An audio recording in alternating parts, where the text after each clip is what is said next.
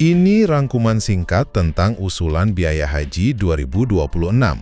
Oke, jadi pemerintah lewat Wakil Menteri Haji dan Umrah, Dhanil Anzar Simanjuntak, udah ngasih usulan nih soal biaya penyelenggaraan ibadah haji atau BPIH buat tahun 2026. Penting banget kan? Buat Anda yang lagi siap-siap berangkat ke Tanah Suci. Langsung aja ya, ini poin-poin utamanya. Pertama, soal total biaya dan siapa bayar berapa. Usulan rata-rata BPIH per jamaah itu Rp88.409.365. Nah, dari jumlah itu, Anda sebagai calon jamaah diusulkan bayar biaya perjalanan ibadah haji atau BPIH sebesar Rp54.924.000. Itu sekitar 62%-nya lah. Sisanya gimana?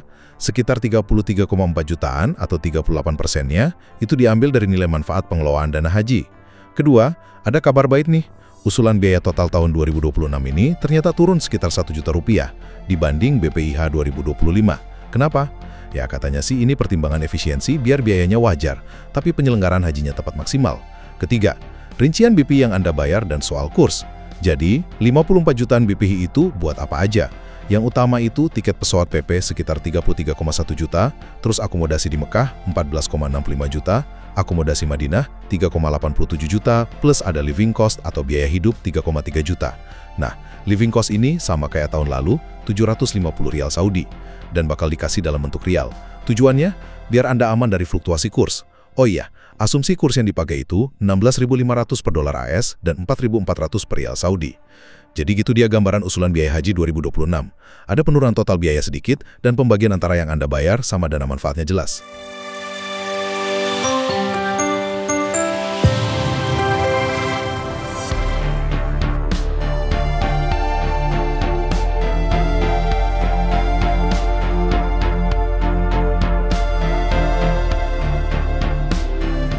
Penjelasan mengenai usulan BPIH rata-rata per jemaah sebesar Rp88.409.365,45 dengan komposisi nilai manfaat sebesar 33 juta sekian atau 38% dari BPIH serta besaran BPIH sejumlah 54 juta. Apa perlu kita sebutkan besaran BP tanggungan jamaah supaya jangan ini nanti BP ini masih usulan kan? Iya, masih usulan dia, masih usulan mereka. Jadi ini harus dikasih penjelasan ini usulan. Ya. Belum. Kenapa nggak ditulis usulan dari Kementerian Haji dan Umrah? Itu ada usulan itu. Usulan rata-rata per jemaah. Oh, iya. Iya. Selanjutnya usulan tersebut akan dibahas secara terperinci dalam rapat antara Panja Komisi 8. Saya agak ini ada usulan nih, Bu Seli. Usulan rata-rata ini memungkinkan untuk turun atau gimana? Kita sebutkan di situ. Usulan pemerintah rata-rata pembiayaan haji ini memungkinkan diturunkan nanti di pembahasan Panja. Poin 5 berarti. Enggak, lanjut bisa, poin 5, poin tersendiri boleh. Tapi pimpinan yang harus kita tanya juga ini kepada kementerian ini adalah apakah rasional misalnya dengan 88 juta sementara pasti DPR menginginkan akan turun lagi. Seperti itu. Nah, maksud saya apakah ini sudah dikaji benar-benar? Saya perhitungan aja karena dampak dari inflasi dan lain sebagainya harus menjadi perhitungan juga. Nah, makanya kalau kita di ini usulannya segini, justru pertanyaan kita yang harus diingatkan juga oleh kementerian ini, DPR pasti akan meminta ini turun dan keturunannya tergantung nanti kita di Panja gitu. Makanya serius nih segini, itu pertanyaan yang Pak Wamen nggak usah jawab. Nggak usah jawab. Nggak usah. Itu pertanda keimaman sayang nih sama sudah mengingatkan gitu loh. Pak Kiai jangan kita. Kalau beliau saya jawab terus biasanya. Jangan kita usik-usik lagi. Pokoknya yang segini kita turunkan lagi lah. Maka poin itu tadi. Enggak, itu saya nyambung Yemaman. Nyambung Yemaman begini, Presiden berwanti-wanti kan kaitannya peningkatan peningkatan pelayanan. Kalau diturunkan, bagaimana tingkat pelayanan, lebih baik atau kurang gitu loh. Nah, Oh, nanti kita buat pasal lagi, poin baru, poin lagi di bawahnya kita buat.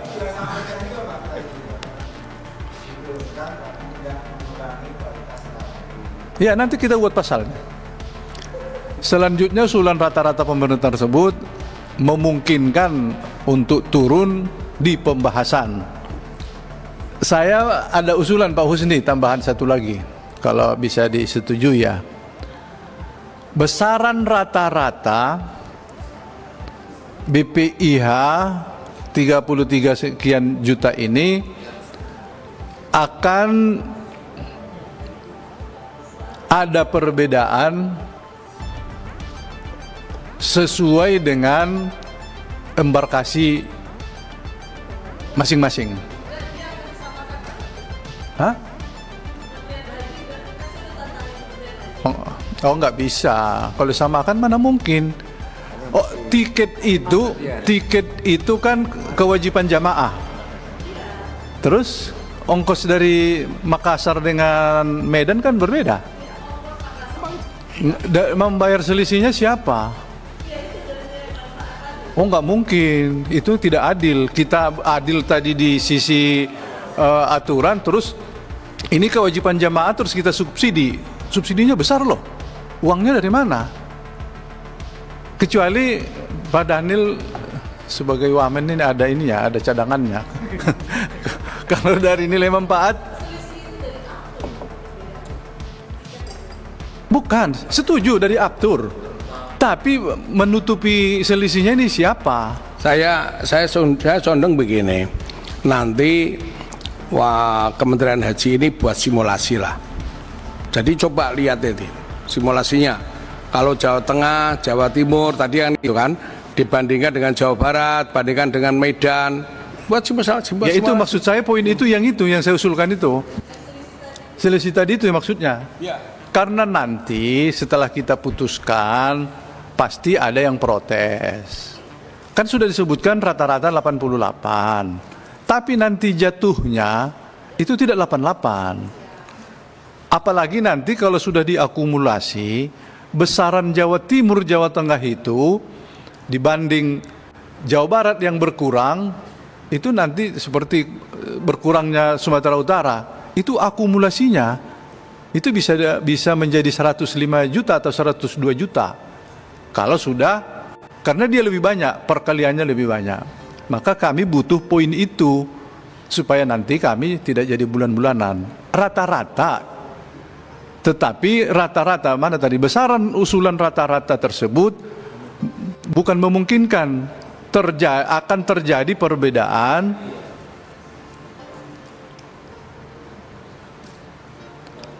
perbedaan sesuai dengan embarkasi masing-masing. Saya minta disiapkan simulasinya ya. Dan disiapkan simulasi.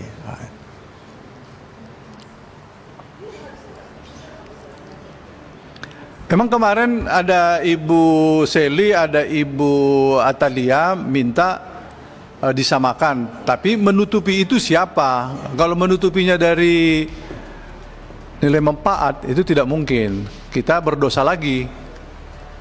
Masa yang lain subsidinya berbeda? Sedangkan tadi Menteri Haji sudah menyebutkan ketidakadilan pembagian nilai manfaat. Ada orang tunggunya 30 tahun, ada yang 19 tahun kok dapatnya sama, kira-kira begitu. Nah, haram nanti. Hah? Ya, jadi haram. Jadi haram nanti.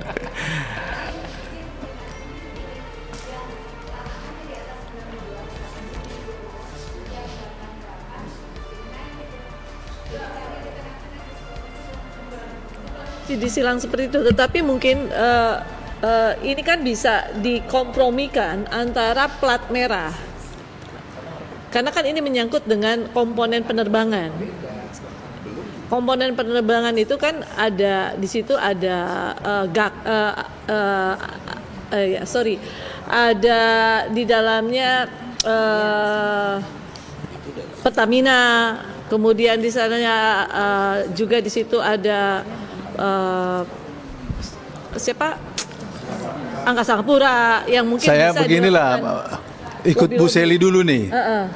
Caranya yang disebutkan Bu Seli itu begini, rata-ratanya kan 88. Iya. Maka Si penerbangan ini akan menikmati di Aceh, menikmati di Medan, menikmati di Riau. Kan di sana tidak 88 kan? Hanya 82. Terus di tempat sana besar. Maka ini subsidi silangnya di situ. Subsidi silangnya bukan dari nilai manfaat. Jadi dari penerbangan. Penerbangan jangan bercerita rugi di jauh, terus untungnya di dekat, dia tidak bercerita gitu loh maksudnya. Ya kalau Menteri Haji siap, iya mereka yang kami nanti mendalami itu, termasuk simulasi tadi. Memang ada pembicaraan di awal, misalnya terkait dengan penerbangan. Kenapa skema multi years itu bisa menjadi pintu masuk negosiasi terkait dengan harga kontrak pesawat, termasuk juga terkait dengan aftur, apalagi memang ini didorong oleh kebijakan Presiden. Kami juga mulai bicara dengan Menko Perekonomian karena kami berharap bisa menggunakan skema harga Nataru. Jadi harga Nataru itu turun semuanya, dan kita berharap skema Nataru juga bisa digunakan untuk harga haji, penerbangan haji. Nah, makanya kami butuh tadi harus mensimulasikannya dulu dan melakukan pembicaraan lebih lanjut. Begitu, Pimpinan. Tapi begini, kembali lagi, memperlakukan rata-rata ke jamaah yang sesungguhnya bukan itu biayanya, itu juga tidak adil. Yang tadi itu loh, Aceh, Sumatera Utara, ongkosnya mau terbang itu sebetulnya hanya 80 juta, terus kita bebani 88, itu tidak adil juga. Memang adilnya itu sesuai embarkasi. Itu kewajiban jamaah. Kalau kita buat rata-rata, maka nanti yang korban ya Sumatera, Riau, itu korban semua itu. Jangan 2 kali korban. Udah korban pengurangan jamaah, terus korban lagi nih. Nah, kita paksa di Aceh menjadi 88, yang dia nggak mau. Jadi tetap saja memang rata-ratanya itu 88 akan berbeda pada saat sesuai dengan embarkasi. Jadi tiket itu memang kewajibannya jamaah, bukan kewajibannya, kecuali tadi itu usulan Bu Seli itu penerbangan mensubsidi. Jadi gini Ketua, ini perlu kita simulasi dulu. Jadi ini beban terutama Jateng, Jatim sampai berapa sih perbedaan antara dengan provinsi yang lain. Kalau perbedaannya terlalu jauh, ini pasti menjerit, gitu loh. Jadi pasti ini menjerit. Jadi katanya turun malah naik, kan itu pemahaman masyarakat kan begitu. Tidak tahu persoalan masalah ini kaitannya dengan nilai manfaat. Taunya masyarakat turun ya turun, kan gitu kan. Kalau turun menjadi naik, ini aneh kan gitu kan. Nah itu loh. Jadi ini makanya kita belum ada putusan, tapi ini oke lah mau dibuat kesimpulan, tapi nanti kita lihat dulu. Yang nanti setelah kita tahu simulasinya, sikap DPR itu bagaimana nanti kita karena ini menanggung konstituen, gitu loh Ketua, gitu. Terima kasih. Yang poin ini di drop aja pimpinan. Bukan di drop, menjadi basis kita nanti untuk membahas di panja. Besaran rata-rata berarti bukan besaran rata-rata memungkinkan, kembali kalimat tadi, memungkinkan berubah setelah dilakukan simulasi. Setelah dilakukan simulasi sesuai dengan embarkasi masing-masing. Karena memang agak rumit. Rumitnya itu kalau kita sebut beban jamaah sesuai embarkasi, orang mendengarnya turun. Tapi sesungguhnya dia turun. Bukan turun dari 88, turun dari tahun lalu. Dia tetap 1 juta turunnya. tapi basis dia tahun lalu karena sesuai dengan embarkasinya. Dari angka dia seolah-olah naik, tapi tetap turun gitu. Nah, ini kita bahas nanti ya.